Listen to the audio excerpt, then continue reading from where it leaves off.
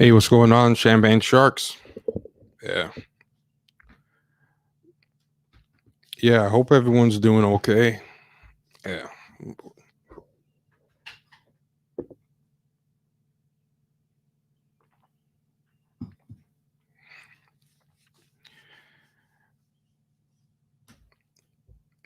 Yeah, so a lot's been going on in the news and I've been pretty busy. So I haven't had a chance to come on, but I felt it was long overdue. But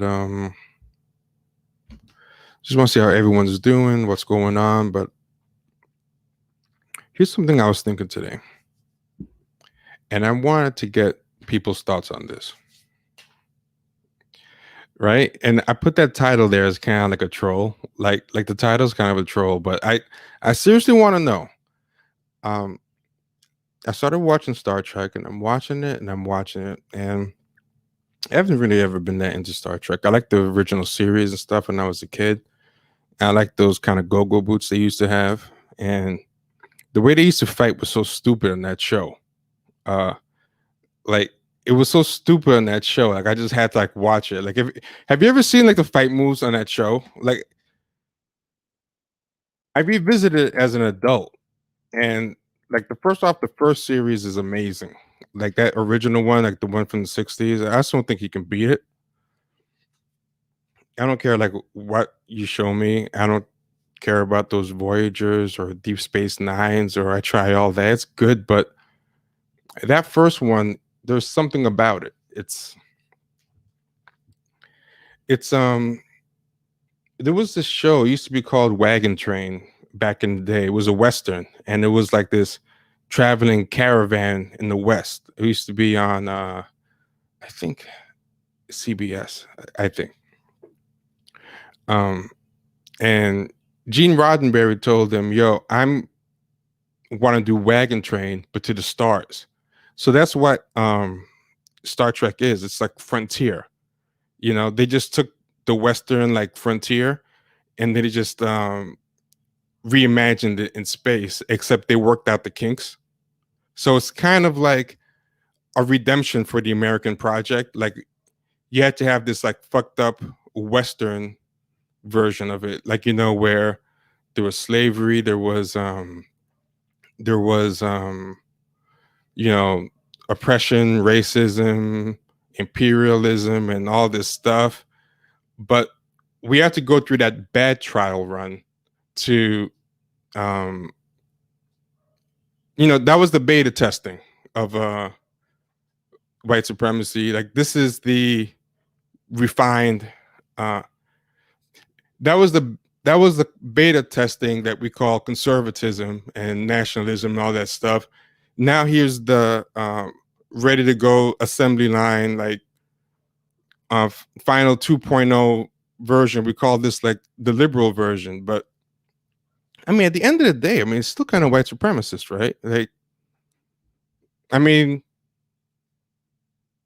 that has to exist in a world where no radicalism ever succeeded. Nothing, because there's no sign that some kind of um, lineage broke off and then some new post-communist, post-revolution society started. Like it is the ultimate endorsement of the current project. You know what I mean?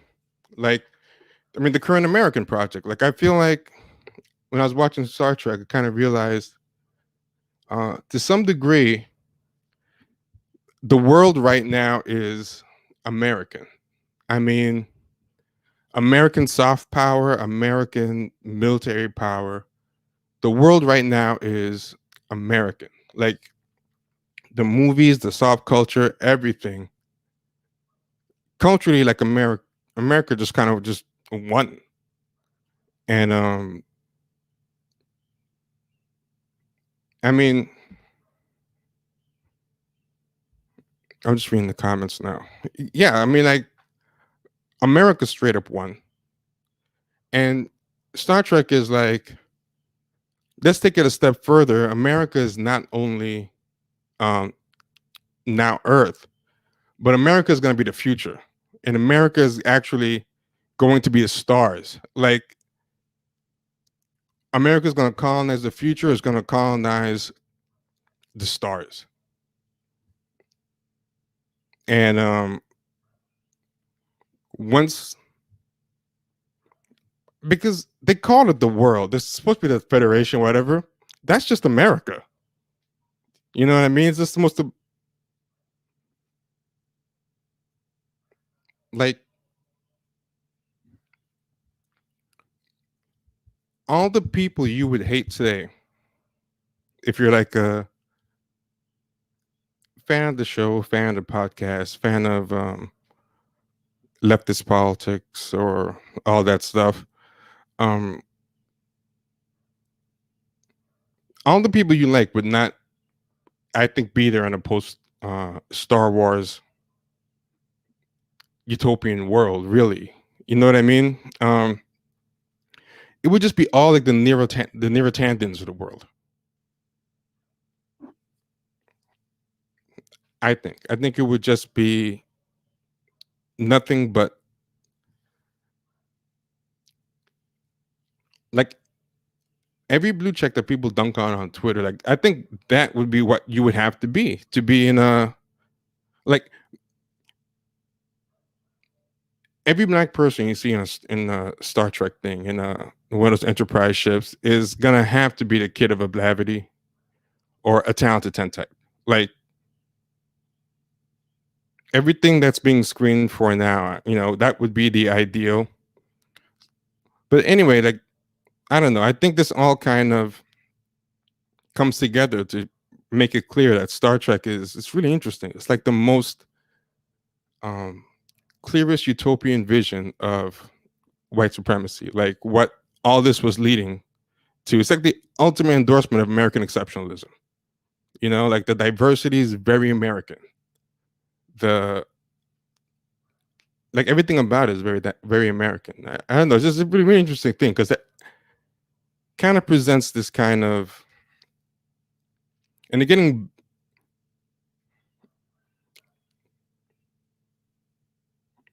it's just really interesting. Like people will tell you all types of stuff about Star Trek when you watch it. And they'll be like, "Yo, it's like where racism is gone and whatever." It's like, yeah, racism's gone because everyone's become American.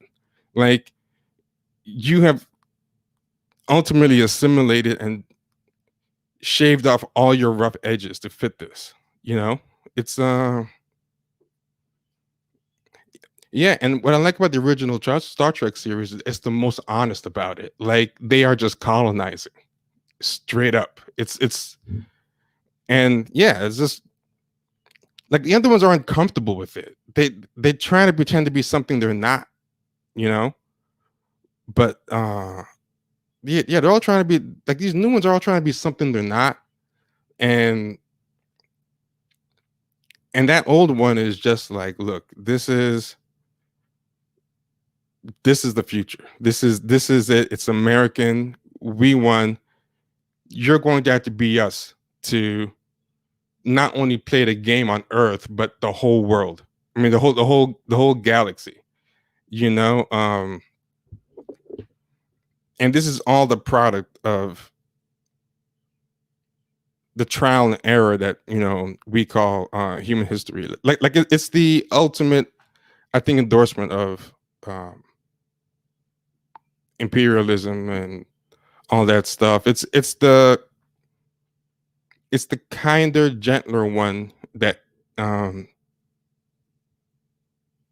they were always headed toward, but they had to work out the kinks the first time around. It's just really, yeah. So when you watch the new ones, they'll put like a black girl here and a Asian guy there, and make all these little kind of superficial overtures to anti-racism and all that stuff. But at the end of the day, it's the victory lap of white supremacy. I think it's but of the new everyone gets a seat at the table format of white supremacy that liberals push, not the old one. the one that everyone feels safe punching it.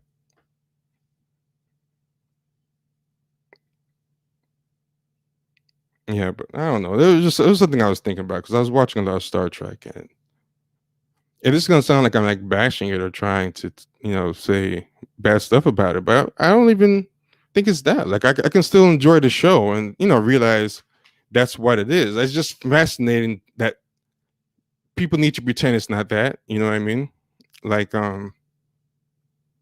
like even the reactionaries. Like when I watch these reactionary YouTubers who hate the SJWs and the libs and all that, they'll always be like, "Oh, you said the first thing wasn't, diverse enough or wasn't racist or whatever."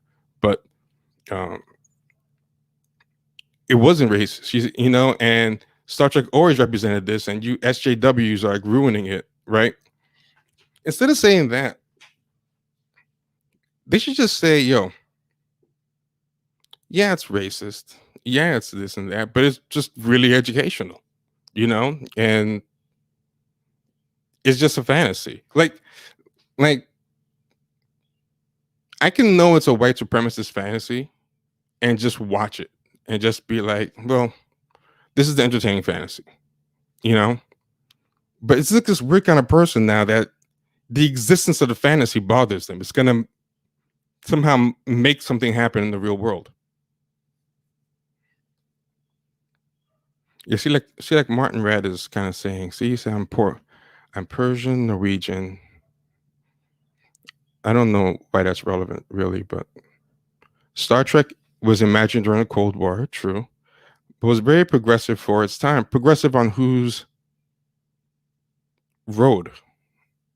Like progressing where? For example, if I'm on the road to American exceptionalism, then being progressive on the road of American exceptionalism means that I'm progressing to American exceptionalism. Like people just throw out words like progressive, but you have to contextualize it. Like I think it is progressive. That's what I'm saying. It's the most progressive thing there is. It's the most progressive imagining of um, liberal white supremacy you can possibly imagine. Yeah, so like I do agree it's progressive for its time. But having a Japanese, but is he really a Japanese helm off? What is George Takai? He's Japanese American. I think I read he doesn't even. I think I read that he doesn't speak Japanese. I don't remember, but I mean, yeah, there's a Russian helm officer. Is he really Russian? What is the guy? The guy is Canadian. He's like North American. Like he's not really Russian. He's an American stereotype of a Russian. He's uh he's a Russian through the lens of an American. You know, he's a Russian through the lens of an American. There was no real Russians that came in to help form and make him, and he doesn't have the Russian fatalism. There's nothing Russian about him. He's an American's imagining of a Russian. Um, yeah, it's all American. It's yeah, so it's like it's progressing towards something, but I just think progressive is a deceiving word unless you know what the destination is, you know? And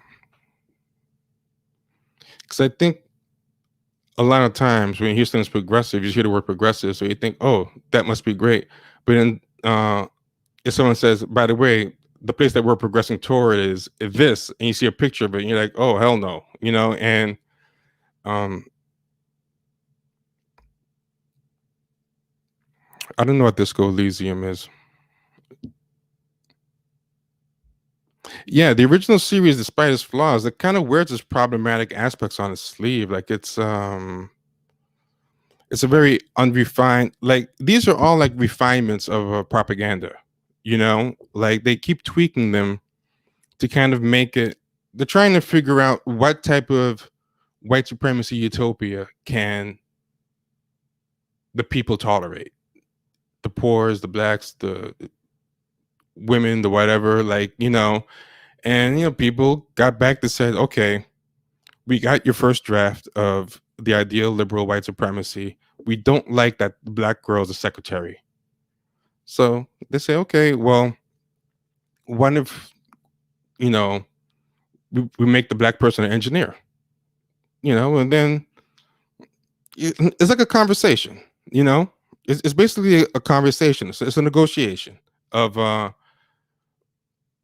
all the progress in the show is a negotiation of how would you like your white supremacy?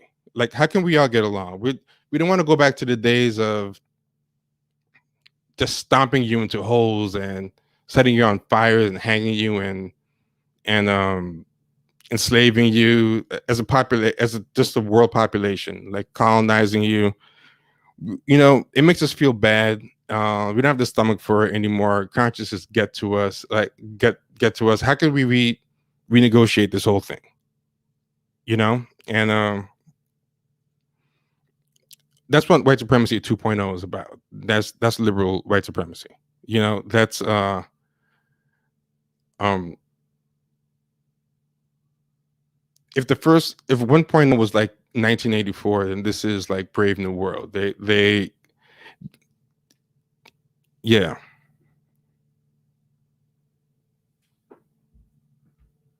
Oh, there's army in the centers. Let's see. I would say the ideas of the prime. Okay. The prime directive of no intervention adds some evidence of it being not, well, I mean, it is utopian. So the hope is that they get it to be self-perpetuating enough they don't have to intervene. And that's by colonizing your brain. I don't really have to subjugate you if I train you to be a cog that fits into the machine. If like white supremacy is a machine, there's different places and where you could put cogs and you could put different things. And if they shape you ahead of time to be in the shape of a cog, it's going to be easy for you to just volunteer to jump in. So I don't know. Yeah, he's a gigantic weirdo. It's really interesting. Like when he was doing the show, there was no conflict. And I don't know if a lot of people realize that Bones and Spock have a kind of a playful sparring, but Gene Roddenberry was really big into the idea of Earth evolving beyond conflict. All that conflict. Like when Next Generation started, he wouldn't even let them have like characters argue and fight. If you ever notice, nobody argues. That came later after he died. He used to fight that. They wanted, and I just think to a certain degree, like it's not meant to be the present. So when you're talking about the prime directive being no intervention, they know for now we need intervention in the 20th century, 21st century. In the future, they evolve past that because they've done all the intervening they have to do. They've done all the shaping. Now everybody is a self-perpetuator of white supremacy, even the non-white people.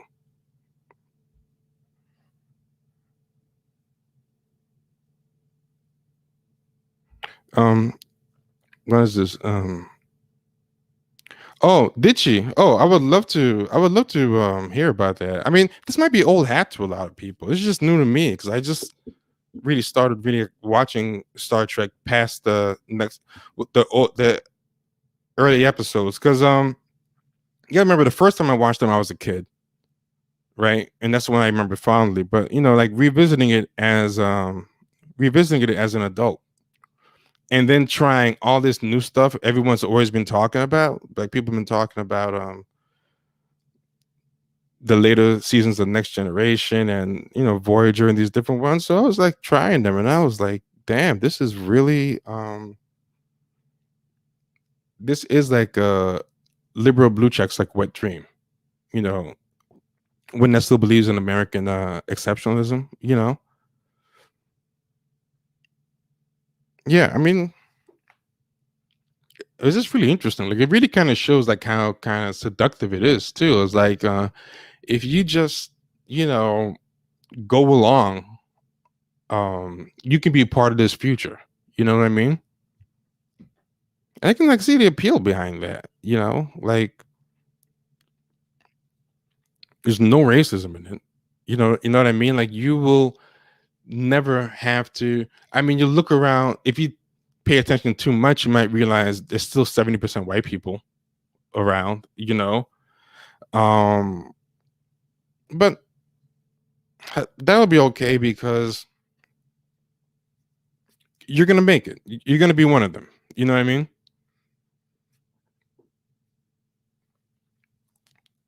Oh, I don't even try the new stuff because now these new TV executives and stuff like that, these new TV executives, all they do is hire um, people who can just deliver the hero's journey over and over again.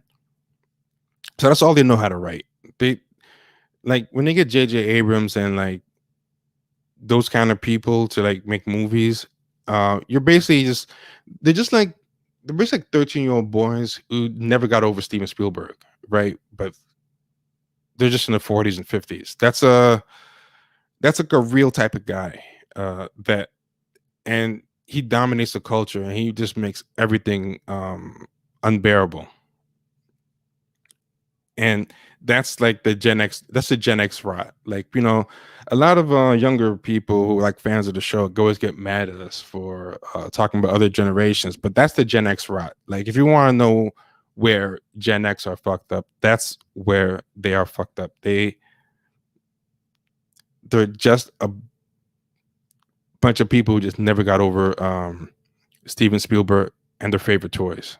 And that's why entertainment is just what it is now. Just everything that they liked ad nauseum, over and over and over again. And think about everything you talk about is just stuff that they like. Like, it's interesting because so many people talk about boomers, but boomers do not have the hold on the culture and the brain like the Gen Xer. You know what I mean? Like everything that the Gen Xer like is just going to be what you have to deal with forever. All you can do is just refine it. That's the only option given to you. So that's kind of the problem with the new Star Treks, like the Abrams one and stuff. Like these guys are just guys who are just those guys. It's a bunch of toys. It's a bunch of it's a, to them it's a bunch of toys. It's a bunch of nostalgia. It's a bunch of remaking their favorite shots and favorite Easter eggs from Lucas and Spielberg, and then yeah, just buy the number stuff and throw in a hero's journey because that's what writing is. Writing is just everything is the hero's journey. So if you look at that first Abrams Star Trek movie, it's just pure hero's journey. Captain Kirk is born like the chosen one. He's just like a badass. He doesn't care. He's just walking around, and that's the refusal to the call to adventure. Like there's just like it's by the numbers, save the cat screenwriting. So it's like you have that refusal to call to adventure, and everyone's saying, "Hey, Captain Kirk, you're so cool. We need you to fly this ship." Now I'm too busy being cool, man. I'm Captain Kirk. Oh, no, I'm not Captain Kirk. Actually, F you. I'm just gonna drink and be a bad boy. I'm James Dean, and that's not what Will Shatner's Captain Kirk was at all. That was like not that. Like I'd be like Will Shatner like puts like some swag in there, like he put like a little bit of swag in there, and he would kiss green girls now and again. But if you actually like watch the original series and hear the backstory, he likes to read like books on chess, and he was worked his way up a bunch of ships. There was a guy that used to bully him in the academy. I think it was an Irish dude. Anyone remember this episode? Like uh they find this guy from I think he might have been Irish. He was like straight at the 60s. It was like the worst. Uh he shows up and that's bullying Captain Kirk, and that it was this guy that he can never get over from the academy that would just annoy the hell out of him. Like they went to Kirk's brain and got his like deepest, darkest demon, I think, and it was like, oh, he's the asshole. that would just razz me real hard in the academy. Like that was his deepest, darkest thing, right? So um yeah, like Captain Crook would do stuff like that. He like, want to have like debates with people about these old laws, but these new Gen X guys, they just work off like templates, so I don't think they even realize that they're reinventing it, but they made him this cool, like, badass. So he's the chosen one. It's a total hero's journey narrative. He goes to the academy, and then he just like is really cocky. He cheats his way through the exam. Then suddenly, when it's time for the big fight, the guy just, I mean, it's the ultimate white privilege. It's the ultimate Gen X, like, frat pro thing. Like, they're like, man, it's your time to shine. Just take it. It's the end of the hero's journey. Just, this is your first day on the job. We're just putting you in the Enterprise. Like, the guy didn't work up through anything or whatever. It was just like, that was Star Wars. That J.J. Abrams just made Star Wars and called it Star Trek. It was just a big chosen one story. And, like, to George Lucas' credit, when he first did that, it wasn't the hack move it is now. When he did that, and he made the hero's journey, like a template for a story. Uh, like, now it's an actual, like, step. They have like charts and everything. Yeah, I don't know. I think media is the language, not even language of the future, the language of the now. I think you just have to. Or is this something that happened? Did Tyler Perry become a fleet admiral? Oh, he was in that movie as Fleet Admiral. Yeah. I mean, yeah, but that movie is just so dumb. That movie has no ideas. Like, Gene Roddenberry was a humanist. I think his politics are kind of yeah, I don't know. They're interesting. Like, I'll put it like this. If you are of the belief that the current, that the ultimate fulfillment of the current liberal system of white supremacy is a good thing. If you're somebody who believes that, then I would say, out of the choices for a future in that world, Gene Roddenberry's politics are fine. Like, I think if I had to live in liberal white supremacy, the humanist version would have the most perks, right? Um,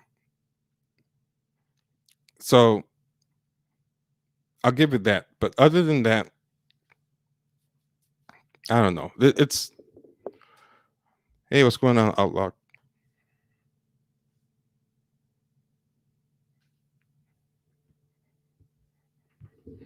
I low key like Tyler Perry and other non Tyler. Yeah, he seemed okay in that Jack Cross thing. Like, yeah, Tyler Perry. I don't know. I just can't take him seriously in too many things, though.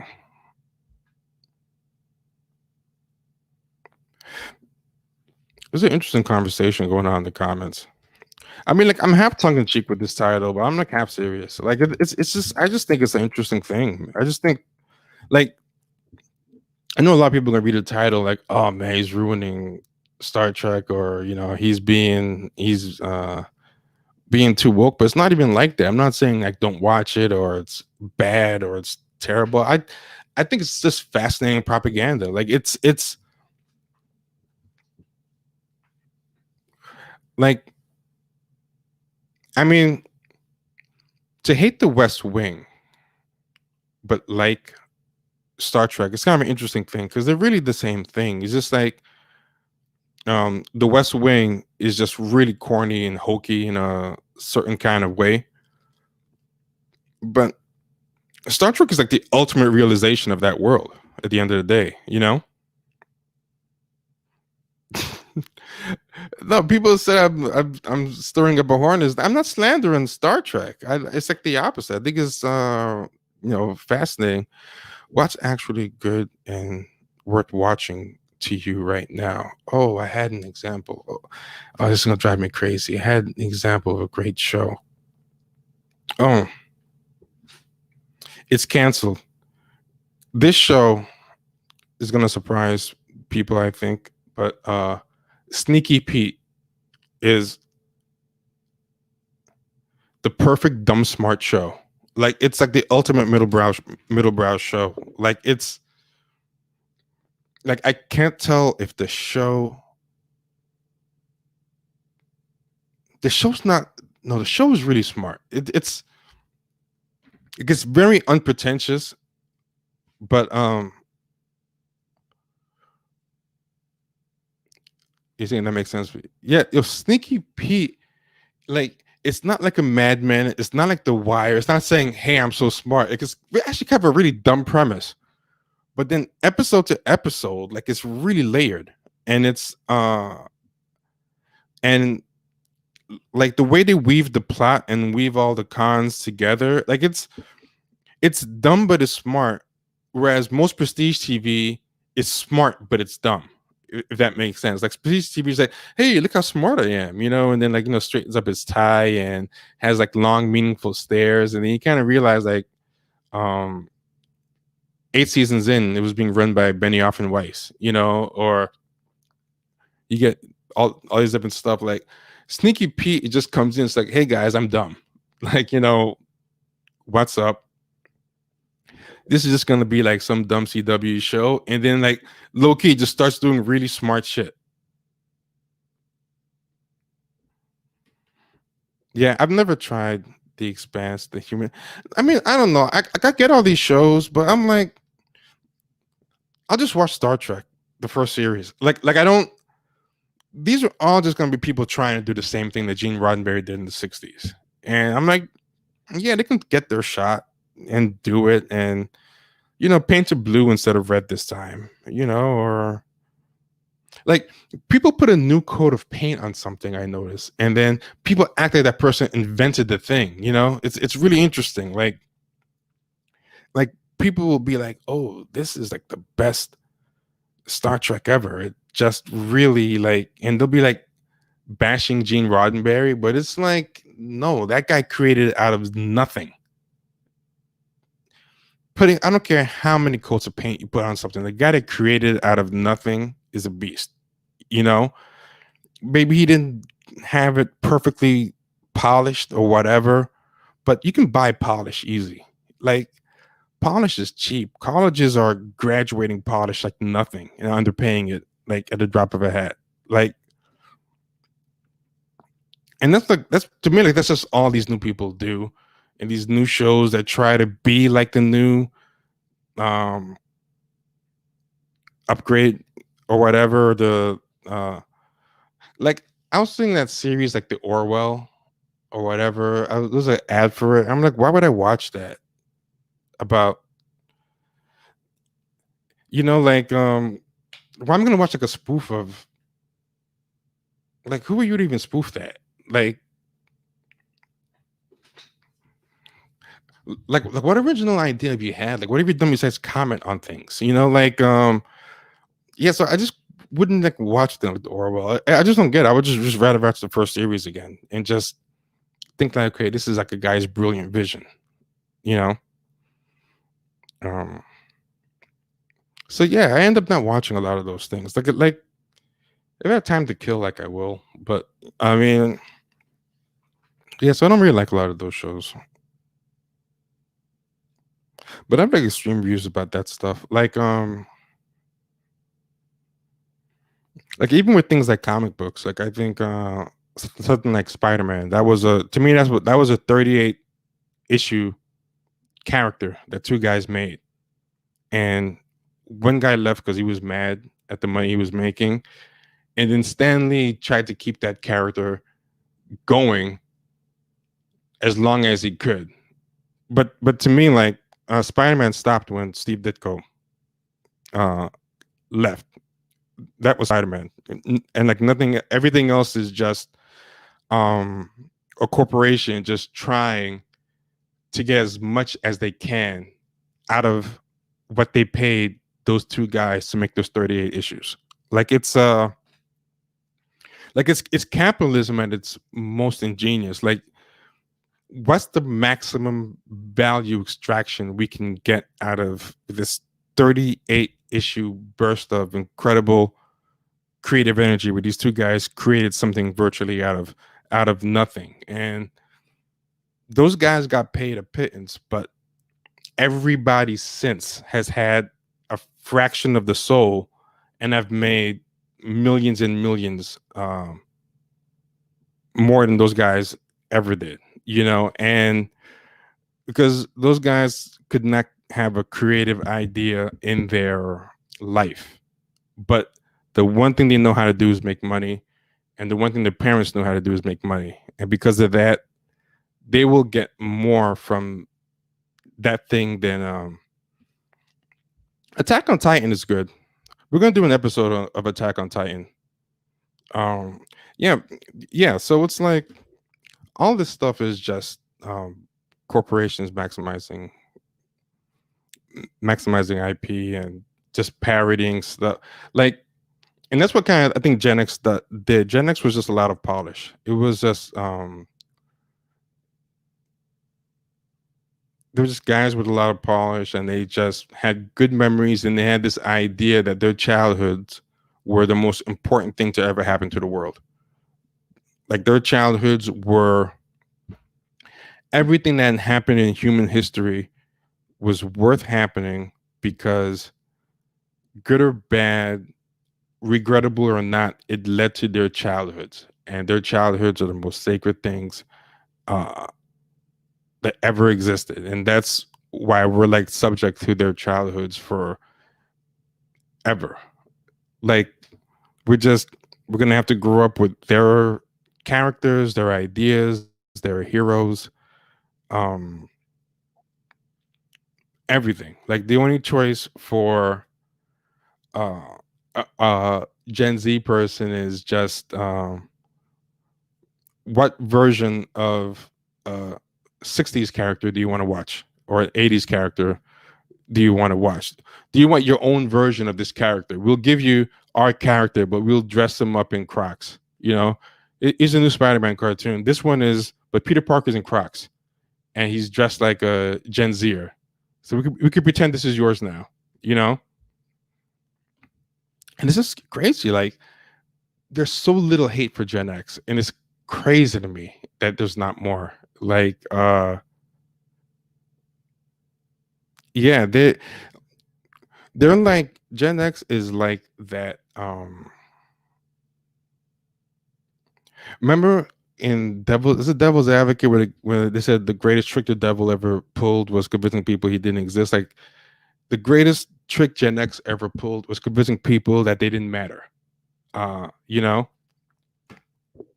yeah, all these guys. This is just Gen X City. And they're all the same guy. They're all the exact same guy who thinks his childhood was the most important thing to ever happen to human history.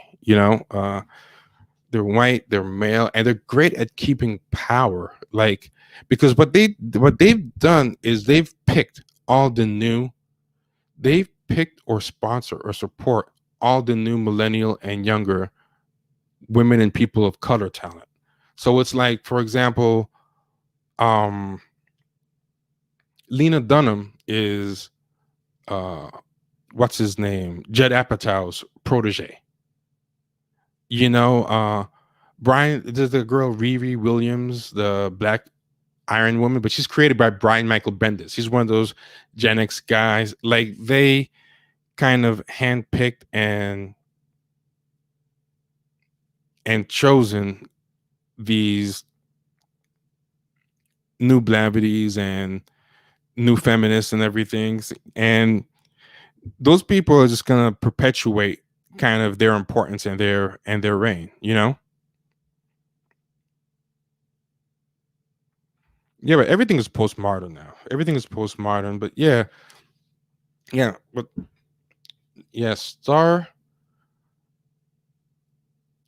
Trek is just a colonization,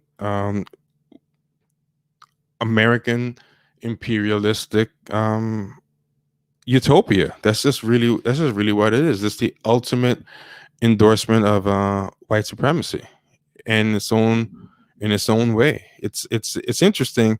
Neely Fuller always says that what white supremacists do is position themselves on both sides of an argument, so that no matter which side wins, white supremacy wins. So like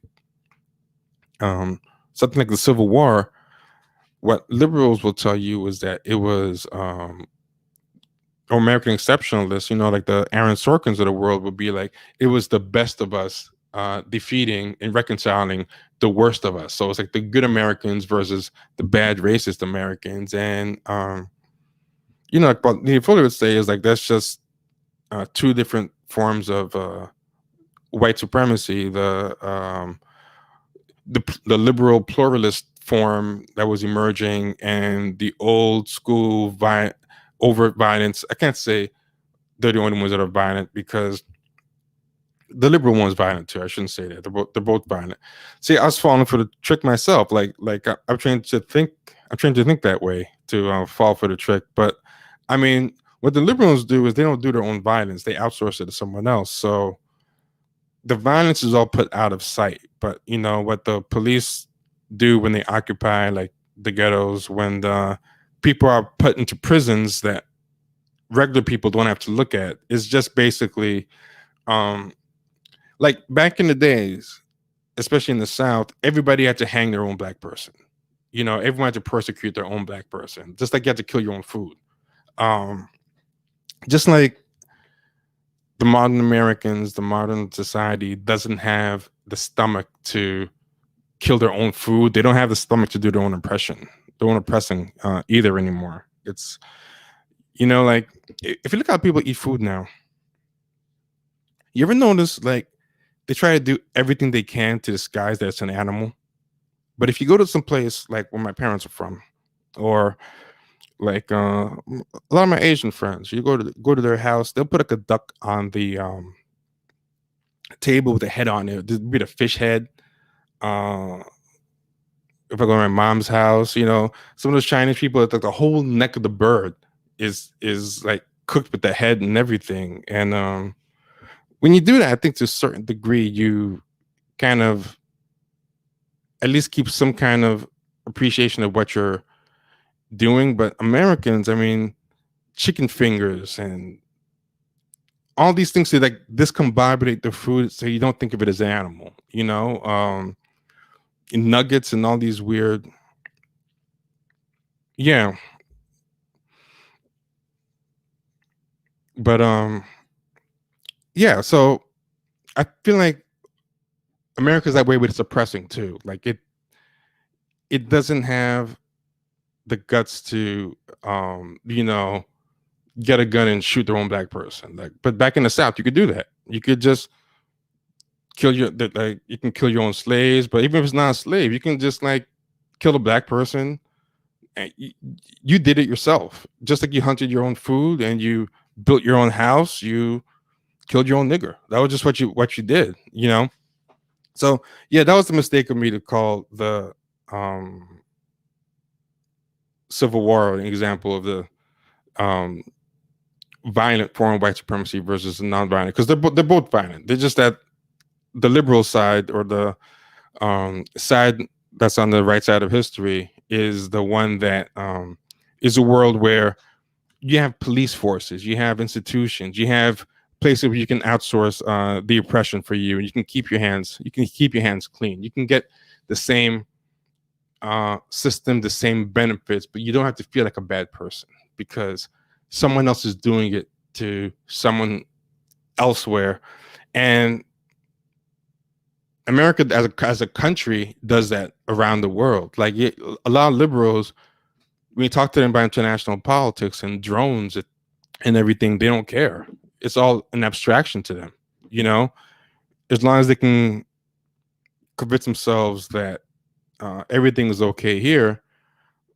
And that's an example of that externalization going farther. Like even the prisons and the ghettos aren't enough. Like let's make a Guantanamo Bay and let's have all these foreign wars. Yeah, snipers outsourced to drones. Yeah, it's yeah. So these people can't do it, and I think like that's like what the ultimate fantasy of Star Wars is. Like, is all conflict gone, or have they externalized it so far that now you can't even hear about it? Like, it's not even like now where Twitter or some kind of international reporter or some part of the New York Times will alert you to it, because the world is small. Even if you try to live your American life not thinking about it, but picture a world where you get to make that zone. Like, so okay, here's my question to you: is Star Trek really peaceful, or have they? Is the real fantasy that they've just outsourced the murder and oppression and everything that makes the Star Trek world possible so far that they can even forget what it is anymore?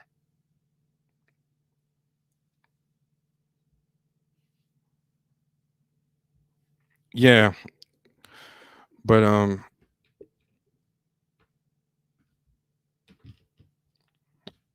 I mean, this looks like I'm bashing Stars. I might say Star Wars. I meant Star Trek. This looks like I'm bashing Star Trek, but yeah, no, I like Star Trek. I mean, it's even like more. It's even like more fantasy. Uh, Interesting to me.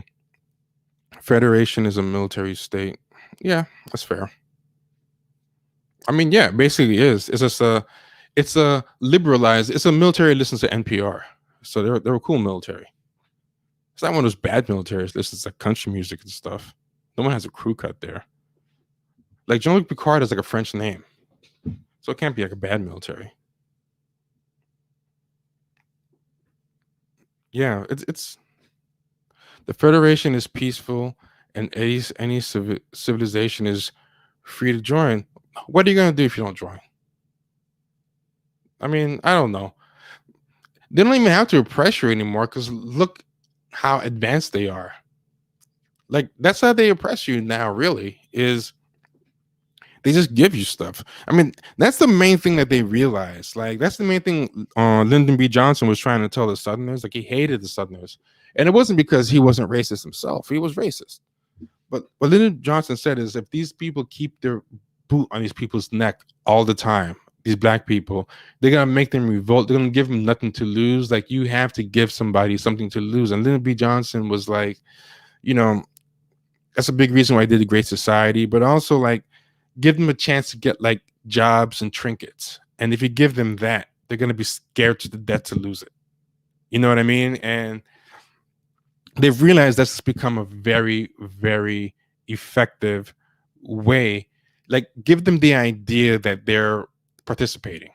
You know, like um I think a lot of black life is just like, honestly, and this is gonna probably offend a lot of people, but a lot of it is just participation trophies from white supremacy. That's what I feel like the reality of like what black life is. What black excellence is. But what but participation trophies are so much better than like getting whipped. Like, yeah, maybe it feels patronizing, and I think that's what a lot of this kind of acting out you see by like woke people and all these people. There's people who've signed up for that participation trophy life of white supremacy, and they're bristling under it, but they still remember it's better than the whip. Like, this is a much better. So like, they go with the project for a while until once in a while they get too comfortable and start thinking like a white person, like, as in like, oh, this is like beneath me. And then the wake up call comes, that says, okay, you forgot the whip is still possible. You know, um, the Klingons were the correct version. I'm gonna tell you what I think would be way more interesting than Star Trek. Right? Is something where the Earth is colonized, but it's not like we, not like War of the Worlds colonized. Where it's like oppressive, but like the Earth is colonized and dominated, but not by like warlords or anything like that, but people more Earth than Earth, like more technological, more, because this is what I'm trying to say. I'll tell ISON Info. They don't have to oppress you anymore. They just tempt you because they've accumulated so much power and technology and this intoxicating um leisure type of life um that is there for you in this white supremacist project. So it's like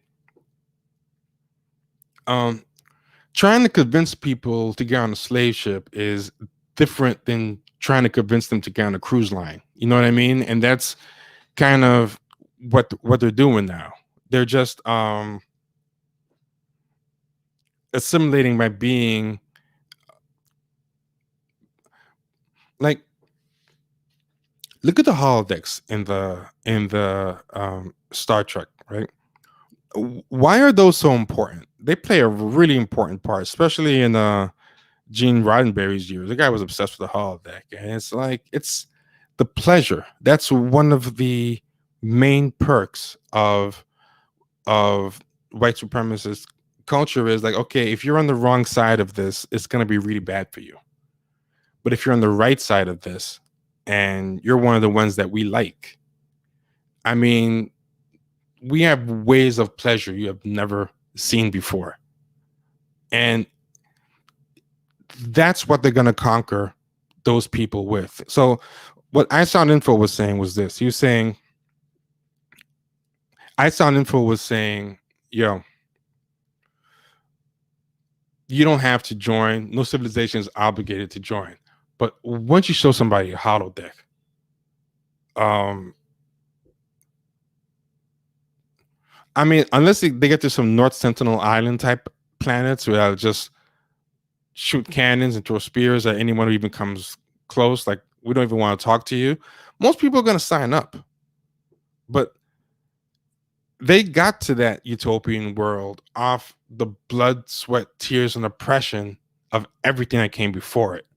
But this is still Wagon Trail to the Stars. This is still a Western. This is it with all the irons, with all the kinks ironed out. And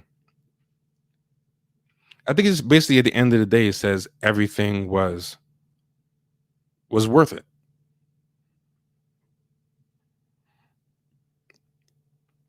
Yeah, yeah, like the Europeans introduced alcohol to the natives. Yeah, I mean, this is true. Well, the leisure's real, but my thing is, I don't fully believe that the world of Star Trek or the galaxy of Star Trek is really peace. There has to be war somewhere, and what is really offering you is we've pushed it out further and further than ever, and you're deeper in the cocoon than your ancestors could ever have dreamed. You know, but yeah, so yeah, I mean, I feel like anybody that we would like today would not be around in Star Trek's time. We will be being weeded out of existence. I think the worst of the worst people that we make fun of today, you know, like the Pete Buttigiegs of the world, will have like 100 descendants in the world of Star Trek. Yeah, there'll be. That's what will be produced. I mean, think about the people we have now who would have to come together to create the Star Trek world. It would have to be tech bros. It would have to be like Blavities, NPR types, um, Tucker Carlson's. Yeah, put some Tucker Carlson's in there. Like, picture the world they created, like way on. Like all the worlds in Star Trek that combined to make, you know, that thing, military, diplomacy, um, police, and tech bros and doctors. You mean tell me those people are going to create their ultimate world, and it's going to be a world that we're going to enjoy? You know, uh, like those are all the people that we claim to hate, and like their ultimate world is Star Trek. Am I wrong in this or what?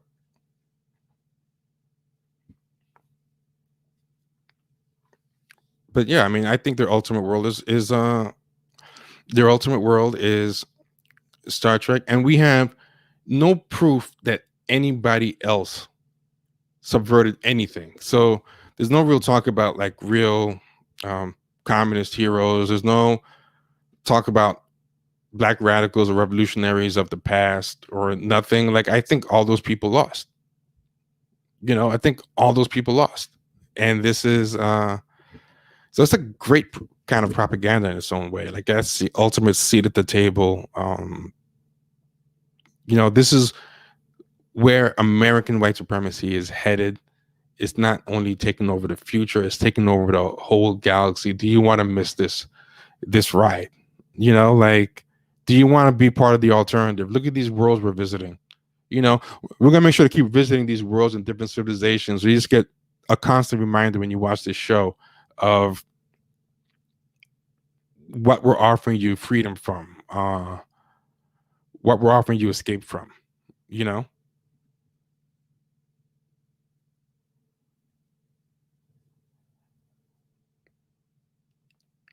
Yeah, it's what but what if they do eradicate? Let's take them at the premise. Hmm, yeah, maybe, but America's giving me no reason to take them at the premise. I just don't. There's nothing self-aware in that thing enough to make me. Because okay, who would exist to show them that war is wrong if no radicals influence is shown anywhere that any radical movement has overturned anything in the past? We would have to count on them being totally self-correcting from the inside, and I just don't buy the American project as being. Yeah, I mean, like there's it's just still way too American and imperialistic and it's yeah, Alan Moore did say this about American superheroes. That's what Watchmen was like. And that's kind of what made makes the new Watchmen so fucking awful. The new Watchmen is like Star Trek. Like it's that same fantasy, that same humanist fantasy. It pretends to hand wring about white supremacy, but it's really about the American project has its problems, but we can work it out. And at the end of it, a black woman becomes God. Alan Moore's didn't end that way. Alan Moore's was like America is inherently fascistic and imperialistic, and capitalism is X, Y, and Z. So of course, anything that it creates is going to have those fascistic overtones, and it's kind of a condemnation of the whole project. That's why things had to be blown up and reset back to a certain degree. It didn't, and it was recoiling from a certain world, and Damon Lindelof's Watchmen is a product of it, and its final. Like, remember what I said before about how? Remember what I said before about how? To me, Spider-Man is just a character two guys wrote for 38 issues. Those 38 issues are the only issues that it existed. And then everything else has just been the corporate machine just trying to extract as much value as they can out of that 38 issues. That is what I think.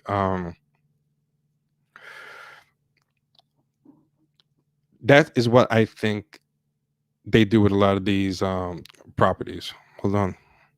Damn, I forgot the exact connection I was making.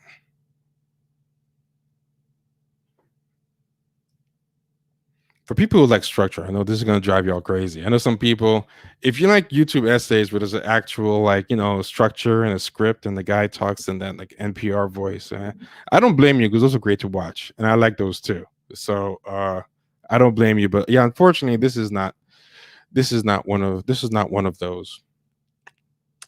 Damn, but I forgot what I was talking about before I made the Spider-Man um, point again. I mean, yeah, Babylon 5. I like Babylon 5. I like all these things. I'm not putting them down. I want to make sure. Like, I think it's fine, but I just think the raw part. Oh, yeah, it was Watchmen. That's what it was.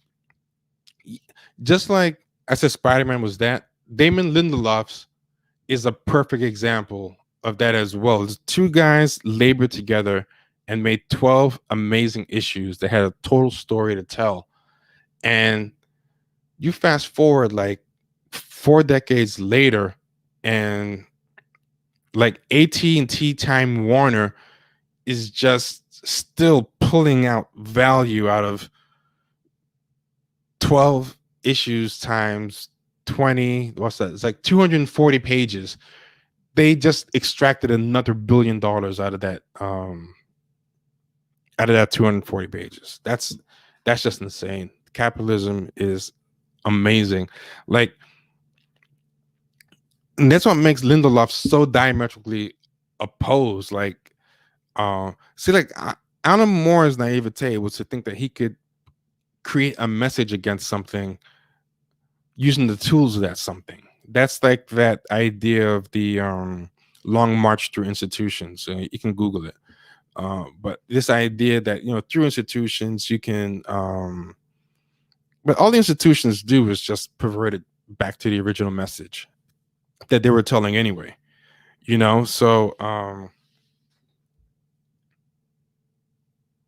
yeah, so that's basically just what they did. They took Alan Moore's thing, and when I say they can hire polish, that's what I mean by like these fucking Gen Xers. They just hired like Damon Lindelof to just heroes journey. Like Damon Lindelof is a perfect example. I love when things come together. Damon Lindelof just made Watchmen the hero's journey of Angela / Sister Night. Like that's the only story these guys know for whatever reason. Because she was the chosen one. And at the end of it, she goes through her hero's journey. She has a refusal to call to action and all that.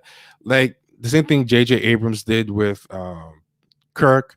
The same way, like they even write Spider-Man like that. When they wrote that Spider-Man that came with Andrew Garfield, he was kind of like a chosen one. It turned out his dad was working on some special project and all this stuff, and this is like and he was refusing the call to action. This is part of his hero's journey. And the first one, the guy just was a random skinny dude that a spider bit. He could have been anybody there, but yeah, but that's the same thing. Like they took the complexity of Alan Moore's like Watchmen, and Alan Moore's Watchmen was kind of like what I was saying about Star Trek, like the ultimate fantasy of this thing. This ultimate fantasy of peace has to be one where the fascists win and totally wallpaper the fascism with a type of artificial pleasantness, So Nixon is still president, and everybody's inundated with distraction. To the point that they can't even tell that they're oppressed anymore, which is the Star Trek world, and the idea of Ozymandias is to like shock the world out of that. And the question is whether he's right or wrong to do so. Is he right or wrong to destroy the mythical Star Trek world, but Damon Lindelof's thing is totally born of the Star Trek world. Like it's totally like we're on the road to progress. Everything is good. We have our missteps, but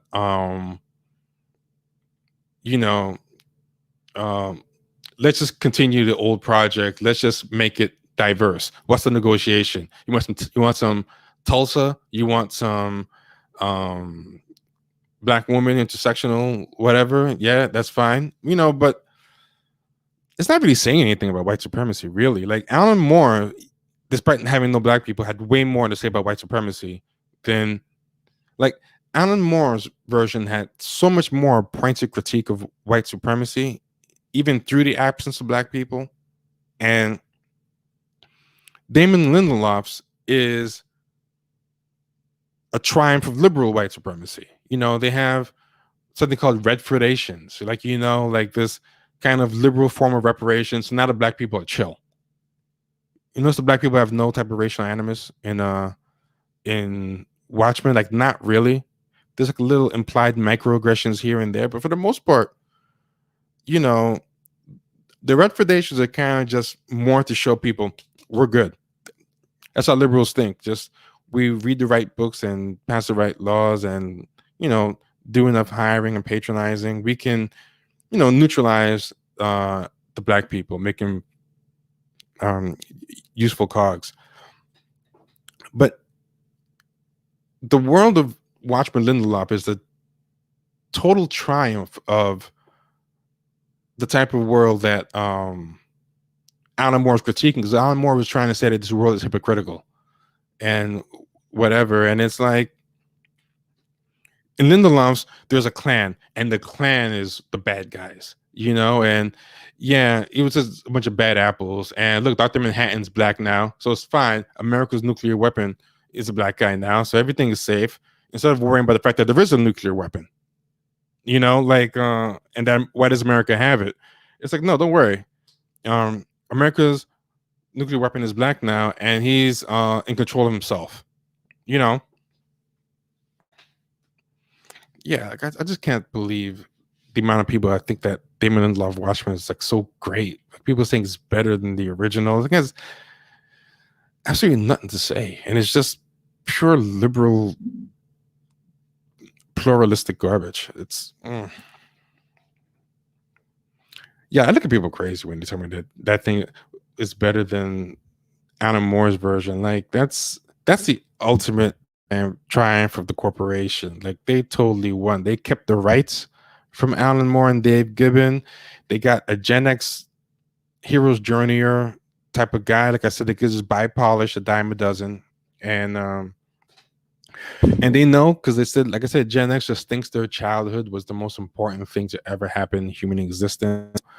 They are more than happy to, like, Watchmen to Damon Lindelof is just a comic from his childhood that he's nostalgic about. But he still has a 12-year-old's understanding of the book. He brought the book down to his level, and he didn't allow the book to bring it to its level, to bring him to its level. So yeah, they think having superior art direction is enough. But yeah, so like when you watch that Watchmen thing, it's he's just tracing the panels and thinking like, wouldn't it be cool if this happened? Wouldn't it be cool if this happened? Or here's where I think, like, he doesn't really know what Alan Moore was trying to say. He can't figure out what Alan means because he's had a charmed life. Like if you ever look at Alan Moore's life, that guy was getting failed out of schools. He couldn't graduate. They told him he wasn't gonna ever be anything, and he dropped out of like high school or something. And he had given up on his life. And he was working in things like slaughterhouses and stuff. And he was telling stories about just like laughing with his mates in a working class British slaughterhouse. And he was like from the London part. He was like from one of those like places where the white people are poor in Europe and England. And that's one thing about us black people in America. We be thinking like all white people like are rich, But yeah, I mean, he's like from that, and he was saying like for fun they would throw animal parts at each other. Like that's how they used to break the monotony. And Like that guy broke into comics and created like things that endure for to this day. Like that, like you have billion-dollar corporations like just trying to extract whatever they can from the husk of his 240 pages that he did in 1 year in 1984. Like that's just incredible, but having like a life like that, like seeing like the abyss of hopelessness that early in life, like just like, yo, I'm 15, my life might already be over. Like I think that crushes most people, but if you can come out of that, you'll have a really interesting mind, you know? Um like he had a background, and you ever see like Pink Floyd, Brick in the Wall, where the kids are just being like kind of conformed. Like people like him are an example of if you got out of that system. Like he didn't become that Pink Floyd brick in the wall for whatever reason, because he was a misfit. They kind of let him get past. They wrote him off, and he introduced something very, you know, subversive and thought provoking. Um, yeah, he got. Oh, thank you, Red Trek. I appreciate it. Much appreciated. Yes, the ultimate Star Trek is the ultimate manifestation of representation politics. Exactly, but yeah, like so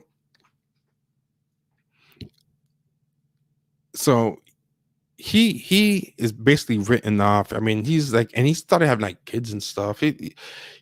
And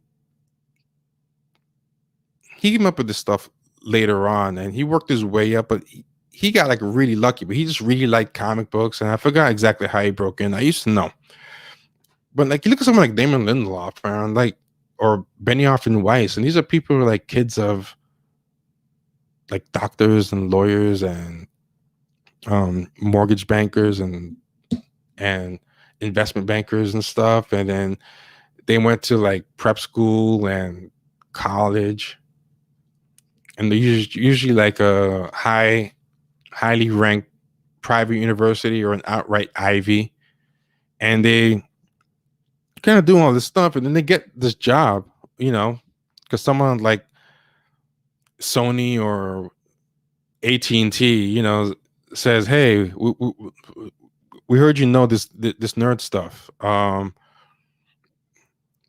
We're suits, so we can't create anything. All we can do is treat art like we treat corporations. If we want that, we buy it. So we just bought a bunch of junk from the 80s and 90s that I heard your people like, Gen Xers." And then that guy's like, "Hey, I'm your guy. I went through the brick in the wall in the Pink Floyd video. I'm your guy." Like Alan Moore can't be their guy. Can you picture like Alan Moore working at AT&T Time Warner? It just wouldn't work. You tell them to fuck themselves in like a week. Yeah, it's like he wouldn't work. So they need the bricks in the wall, like the Gen X guys who they never really had any like real struggle. Really, like the biggest struggle, and not to disparage people who went to rehab, but the biggest struggle is rehab, usually a lot of the times. And that kind of affects a lot of the stories they tell too. You ever notice that those people, they'll put a lot of rehab in their stories, because that was like maybe the most traumatic thing.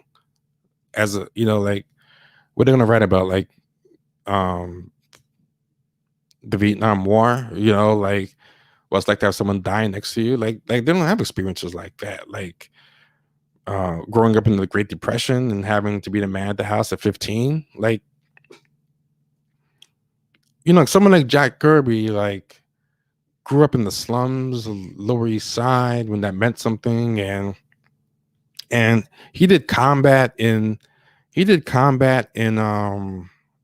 World War II. Like he actually saw combat.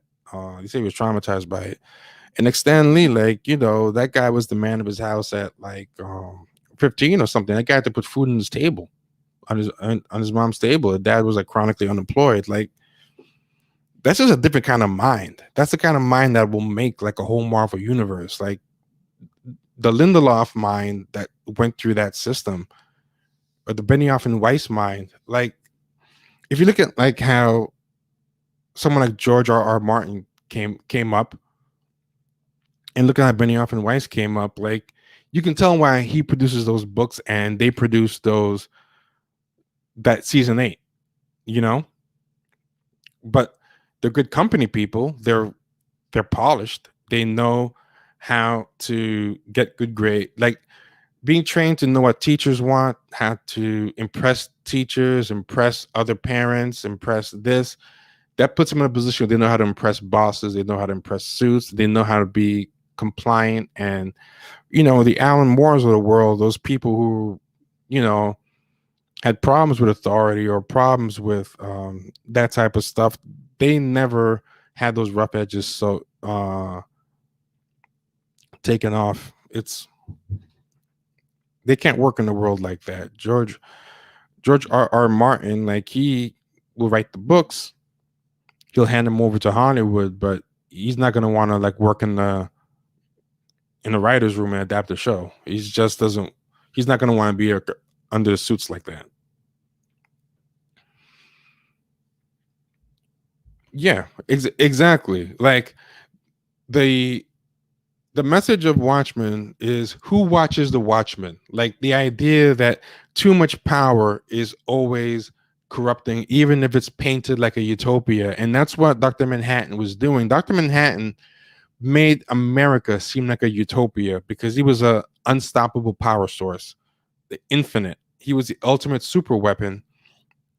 And in America, like gas cars were gone. If you ever notice, like the technology is amazing, because of what the existence of Dr. Manhattan allows. But by purchasing the safety and security with Dr. Manhattan's also like destroying things abroad and taking over Vietnam. And the idea is everything that becomes too powerful ends up being also corrupting and dangerous. And even Ozymandias, whether what you think he did was good or bad, he was a destructive force. Everything that's powerful, there's a price to the power.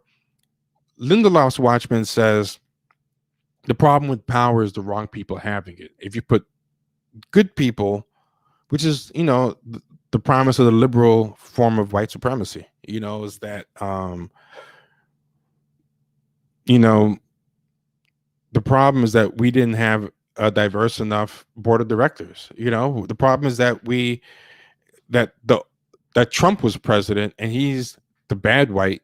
What we needed is Biden, the good white who created the prison industrial complex. It's about we need a good white and a bad white at all given times.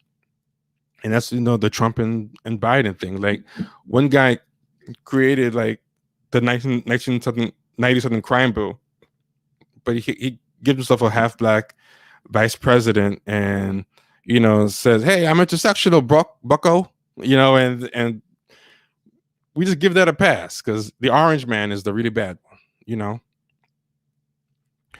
Yeah, it doesn't corrupt him, but this is why I changed it from corrupt to pays a price. The first time you're right, I did say corrupt, but I believe I changed it to pay a price. Like power always comes with a price, and his price was his humanity, and there was always like a price to power and secrets and stuff. Whereas Lindelof goes through the journey of just finding the right person to hold it, and the right person is a sexy black woman who is also a cop. So she merges all the worlds. Everybody. Lindelof said things like, "I don't think a world run by liberals is any better than a world run by conservatives. Even though I'm liberal, I think everything should be balanced because that's what life's about." He said stuff like that. So that's what Angela is. She's the ultimate balance. She's black, she's a woman, but she's still a cop, but a good cop, and etc. And the bad guys, the fascism is really just a handful of guys in the Klan and some bad cops, but they get stopped by the good cops. The idea that Alan Moore had was this idea that anything born out of this fascistic American dominating system is going to be just as poison. So that superheroes, even though they're presented as utopian, at the end of the day are as fascistic as anything else. And that's kind of what I was saying about Star Trek, is that as long as your utopian thing is created out of this system, it's gonna end up reflecting the system, no matter how much it's trying to pretend it's subverting it, I guess. Yeah, what's going on, PB? Yeah. Anyway, that's about it. I didn't do any plugging today. Um, I was supposed to say about why I was gone. Yeah, I was trying to think. I don't think I was being too efficient with the show, and I was kind of thinking like, maybe it's flooding with too much content, because it was like the views were going down and everything, but people were still regularly coming. But I think sometimes it's just too much, and um, people just kind of give up on never catching up or anything. So I gotta figure it out. I gotta figure out exactly what to do. Like, I think weekends off is a good thing. And yeah, I don't want to like overdo it. Like, I enjoy doing this stuff, but I don't want to overload people and stuff like that. Like, the videos were still getting like a lot of views overall, but it was taking more time. And I just think people are actually getting burnt out on receiving the videos. So one thing we want to try to do, we've been trying to think about making a more regular schedule and regular theme, and have the videos come at the same time all the time, um yeah, we'll figure it out. But yeah, so we're streaming again, and I haven't figured out an exact schedule, and I haven't figured out, we're going to talk behind the scenes and try to figure out like different themed nights. We want to have like one about like advice and relationships and stuff like that, and we're still working that one out. But yeah, I mean, send your suggestions, champagnesharks@gmail.com. I'm Like, comment, share, subscribe. If you're up in here and we have like a couple dozen people in here, it costs nothing to just hit like. There's no reason why we shouldn't have as many likes as we have people. Feel free to comment, share, subscribe. If you want to support the show, you can support it at Venmo or Cash App at Champagne Sharks, or so Venmo or Cash App is Champagne Sharks, or you can PayPal us at champagnesharks@gmail.com. Don't forget to subscribe to the show over at patreon.com/Champagne Sharks. And yeah, that's basically everything, I think. But also, in addition to this being how you can PayPal us, you can also email us at champagnesharks@gmail.com. And yeah, I know it's kind of all over the place today. It was just a thought that I just had today about Star Trek, because I was just trying to watch it. Right. All right, guys. Be good. Take care.